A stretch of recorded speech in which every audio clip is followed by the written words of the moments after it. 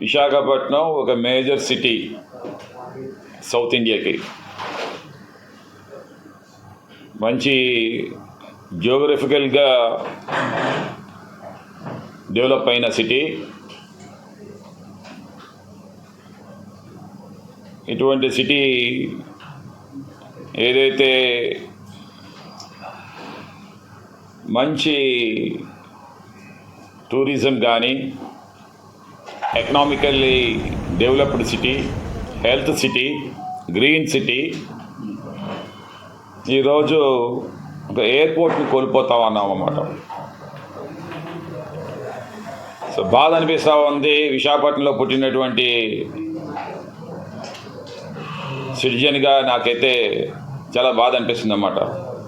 With in the city మనకి ఒక beautiful airport, the great డెస్టినేషన్స్కి రీచ్ చేసినటువంటి airport, near about 30 lakhs passengers every year, every annum 30 lakhs passengers. ఈరోజేమో GMR గ్రూప్తో civil aviation authority tap చేసి విశాఖపట్నం దాటి విజయనగరం జిల్లాలో నిర్మాణం చేశారు. దాన్ని స్వాగతిస్తా ఉన్నాం. Bhogapuram airport is very beautiful airport.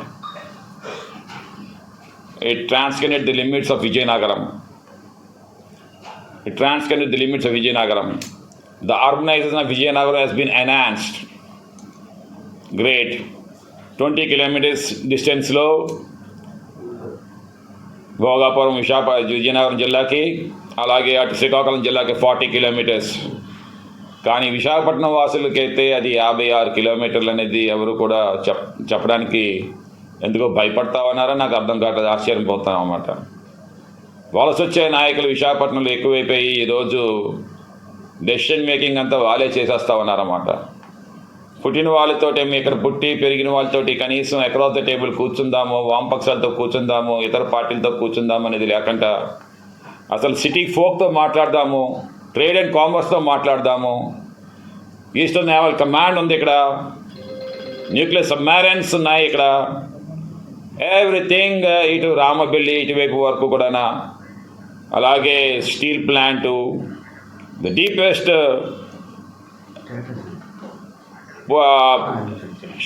Port trust, మన విశాఖపట్నం పోర్ట్ ట్రస్ట్ అవ్వచ్చు, లేదనుకుంటే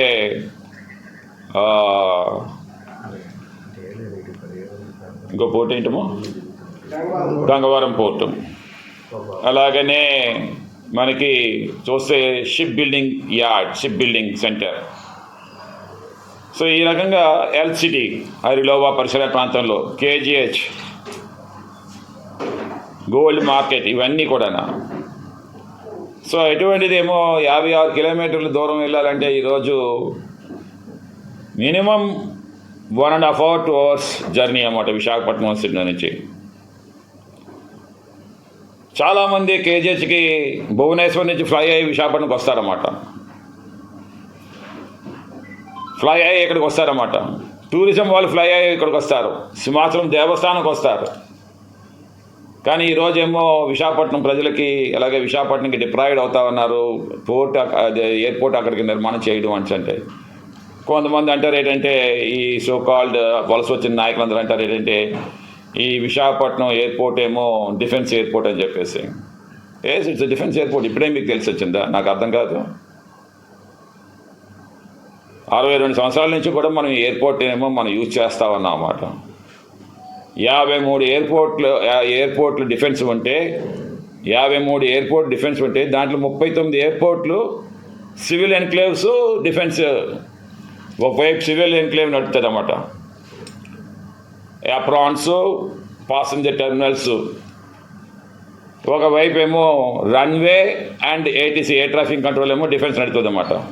మన విశాఖపట్నమే కాదు, Goa, port Blair, Jammu, Srinagar, Pune, Ambala, Chandigarh, Pathankot, so many airports, Bagdogra, Bhuj, ఎన్నో ఎయిర్పోర్ట్స్ ఉన్నాయన్నమాట.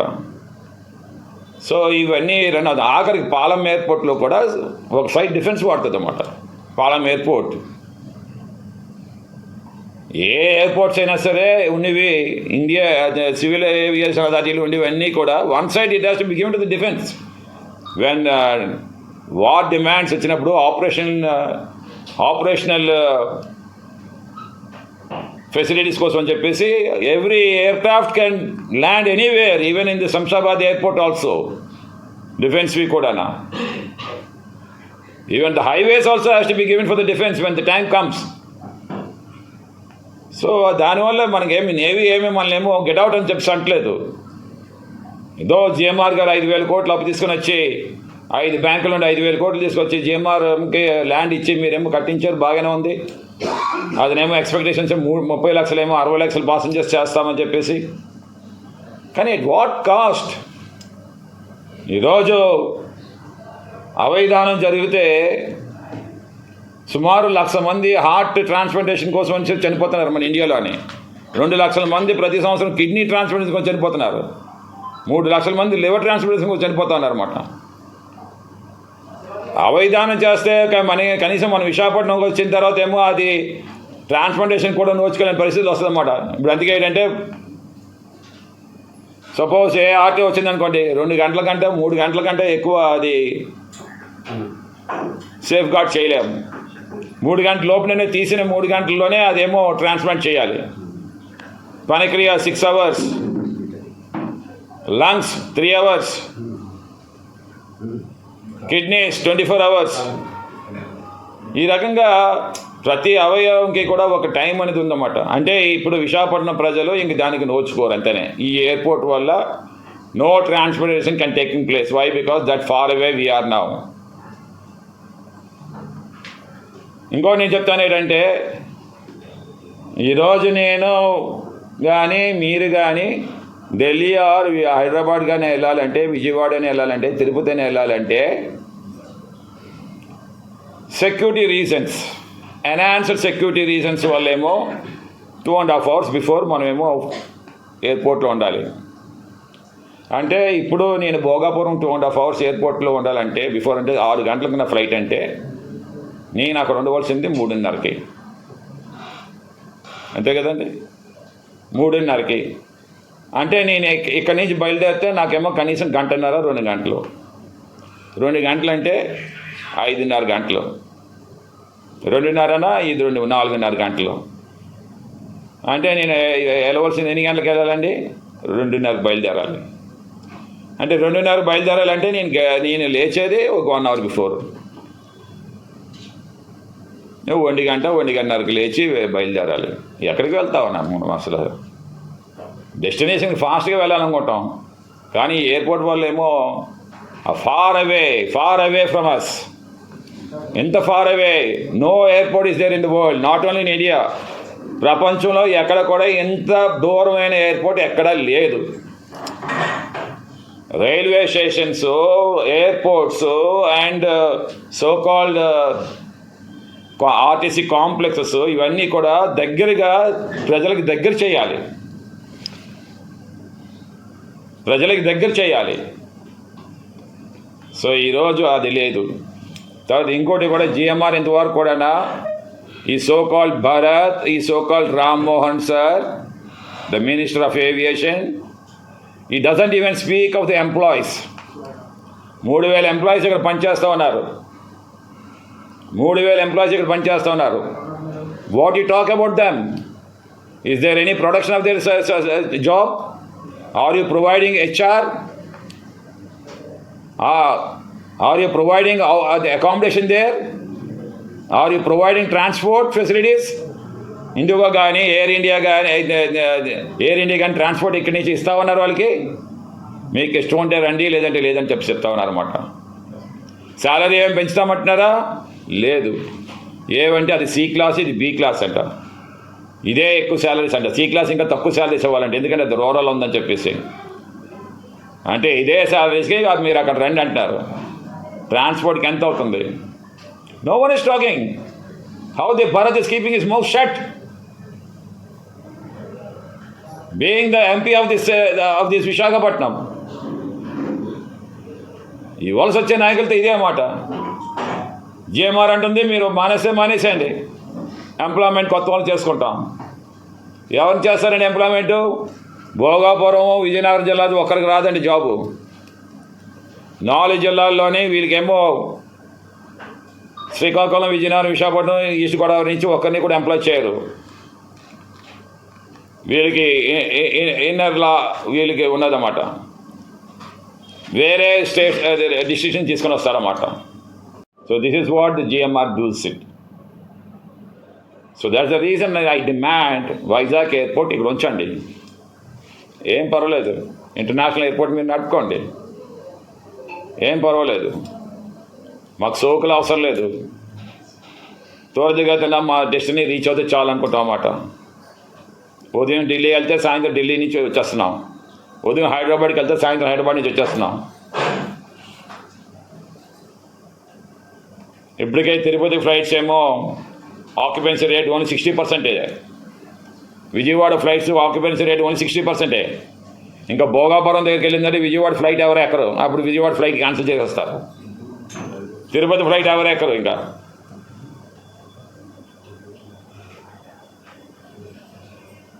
సో ఇవన్నీ ఈ డిస్టెన్స్ బ్యారియర్స్ని గుర్తించవలసిన బాధ్యత ఇప్పుడుండే గవర్నమెంట్ మీద ఉంది. I do demand this Vizag airport has to be run. Vizag airport has to be run. No doubt about that. Whatever the cost it may be, 30 lakhs of people ni deprive చేసి మీరేమో ఈ సిటీని old city చేసేకండి. Rich city ఇది, rich city. అటువంటి rich సిటీని ఏమో old city చేసేవద్దని చెప్తున్నది. Heritage అంతే ఎక్కడుందండి ఈరోజు? బ్రిటిష్ కల్నీలో రూల్ ఎక్కడుందండి? విశాఖపట్నంలో ఆనవాళ్ళని కూడా ఓల్డ్ సిటీలోనే. ఫ్రెంచ్ రెజిమెంట్స్ ఎక్కడ ఉన్నాయండి? డచ్ రెజిమెంట్స్ ఎక్కడ ఉన్నాయండి? మొఘల్ ఎంపైర్ ఎక్కడుందండి? కుర్పాం ఇవన్నీ ఎక్కడ? KGH ఇవన్నీ కూడానా? ఈ రిచ్నెస్ అన్నీ కూడా తీసుకెళ్ళి వెళ్ళిపోయి విజయనగరం జిల్లాలోనే మీకు ల్యాండ్ దొరికింది కదా అని చెప్పేసి విజయనగరం జిల్లాలోనేమో ఎయిర్పోర్ట్ పెడితే మేమంతా ఎంత లాస్ అయిపోవాలండి? బిజినెస్ లాస్ అయిపోతాం కదా. Business loss. Time is money.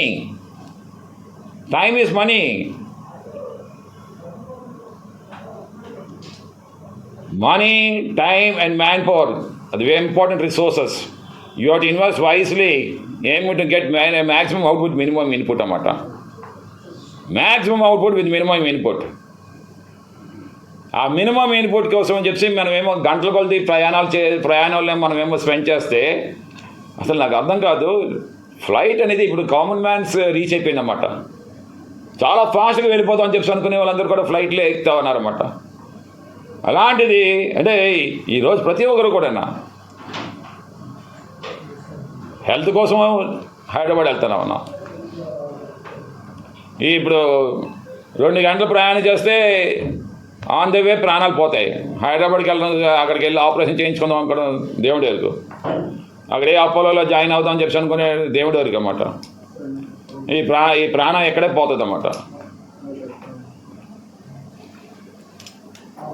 Traffic jams, lakhs of cars, lakhs of autos, ఇవన్నీ కూడా ఈ రోడ్స్ మనకి ఢిల్లీ రోడ్స్ కాదు. ఇవన్నీ కూడా అసలు నాకు అర్థం కాదు. 56 కిలోమీటర్ల దూరంలో మీరు నిర్మాణం చేసుకొని చంకలు గుద్దుకొని చంకలు ఎగరేసుకొని చేసుకోండి.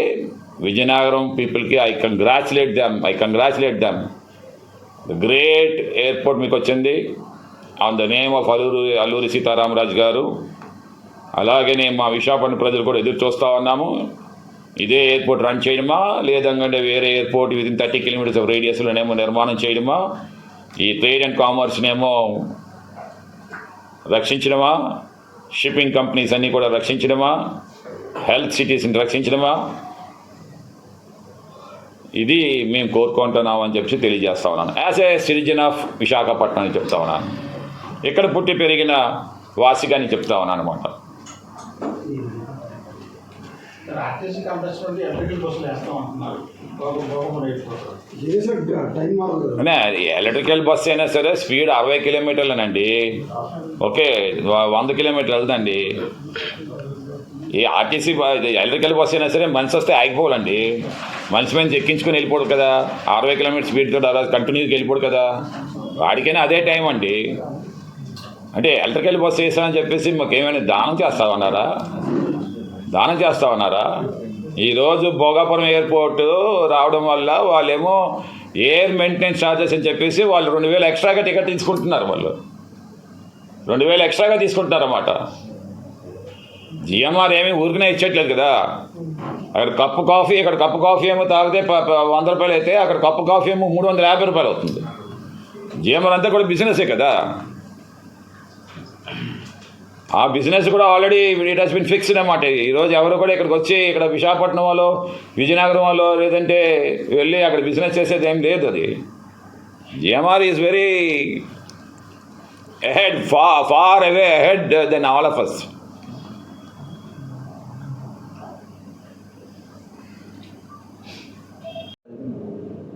ఇక్కడ మనకి ఇబ్బంది ఏమీ లేదే.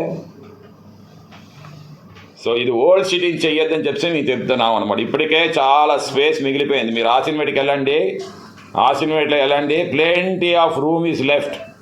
ఎస్ఎఫ్టీ ఖాళీగా ఉన్నాయన్నమాట. ఎప్పుడైతే మీరు భోగాపురం తీసుకొని వెళ్ళారో చాలామంది అక్కడికి బిజినెస్ అంతా ట్రాన్స్ఫర్ అయిపోయింది. ఈరోజు 3 సంవత్సరాల నుంచి ఆసిన్వేట్లో ఒకటే రేట్ పలుకుతూ ఉంది. మీకు తెలుసా తెలీదు? తెలుసు. 3 సంవత్సరాల నుంచి రూపాయి పెరగలేదు ఆసిల్మేట. ఇదే ఆసిల్మేట్లో 1,50,000 చెప్పింది, ఇప్పుడు 1,20,000 ఇస్తామని అంటున్నారు. మా బంగారం గారికి బాగా తెలిసింది ఇవన్నీ. 1,50,000 1,20,000 ఇస్తామంటున్నారు. అటువైపు మీరేమో పెంచుకొని వెళ్ళిపోతా ఉన్నారు. అంటే ఇది ఓల్డ్ పడుకునే ఉంటుంది కదా. ఇంకా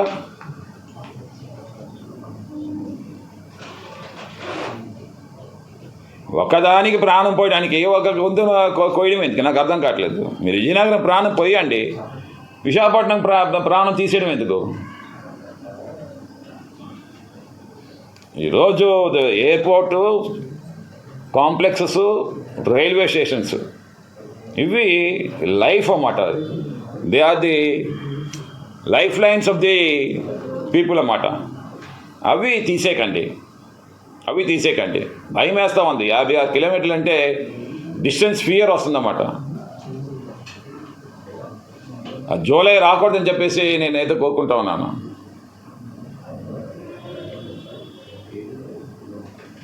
అక్కడ ఎయిర్క్రాఫ్ట్లో ల్యాండ్ అవుతాడు, స్పెషల్ ఫ్లైట్లోని, ఒక హెలికాప్టర్లో ల్యాండ్ అవుతాడు ఇక్కడ కోస్టల్ బ్యాటరీలోని. అక్కడి నుంచి రమ్మని చెప్పండి, నేను ఛాలెంజ్ చేస్తాను లోకేష్కి, చంద్రబాబు నాయుడికి, పవన్ కళ్యాణ్కి. ఎయిర్పోర్ట్లో భోగాపురం దిగి ఇక్కడ ప్రోగ్రామ్స్ చేసుకుని, కార్లో ప్రోగ్రామ్స్ చేసుకుని వెళ్ళమని చెప్పండి. నేను ఛాలెంజ్ చేస్తాను. షేరీలు పాడేరు ఎక్కడ ఉందండి? ఎస్టీ పీపుల్కి. అరికి ఎక్కడ ఉందండి? ఎంత దూరం ప్రయాణం చేయాలండి ఒక ఫ్లైట్ ఎక్కాలంటే?